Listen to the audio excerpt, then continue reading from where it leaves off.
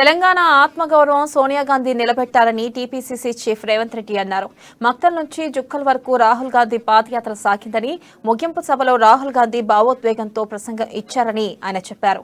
నాడు ఇంగ్లీష్ వారికి వ్యతిరేకంగా మహాత్మా గాంధీ కొట్లాడితే ఇప్పుడు దేశ ద్రోహులకు వ్యతిరేకంగా రాహుల్ గాంధీ కొట్లాడుతున్నారని రేవంత్ రెడ్డి వివరించారు. పెద్ద పెద్దవి పెట్టుకున్నాడంట, అట్లుంది. ఇంకేమంటాం? ఇక ఆయన ఏం చెప్తుండో వీళ్ళు ఏం చేస్తుర్రో మనకేం తెలుసు. ఇక ఎవరు వాళ్ళ పొత్తులు ఎవరు కొత్తగా చేరిండ్రో వాళ్ళు ఏదో కొత్త సంసారం నడుస్తుంది కదా, ఎన్ని రోజులు ఉంటుందో చూద్దాం.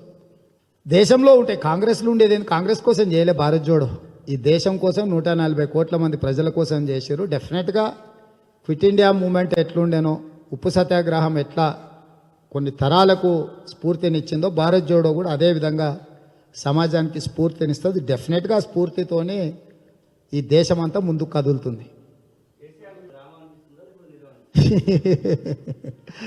ఇక నవ్వాలనో ఏడవాలనో అర్థం కాలే. విచారణ చేయడానికి నియమించిన అధికారుల దగ్గర ఉండాల్సిన వీడియోలు చంద్రశేఖరరావు గారు ప్రగతి భవన్లో ఉన్నాయంటేనే చంద్రశేఖరరావు గారు ఎవరిని కాపాడాలనుకుంటుండ్రో దీన్ని బట్టి అర్థం చేసుకోవచ్చు.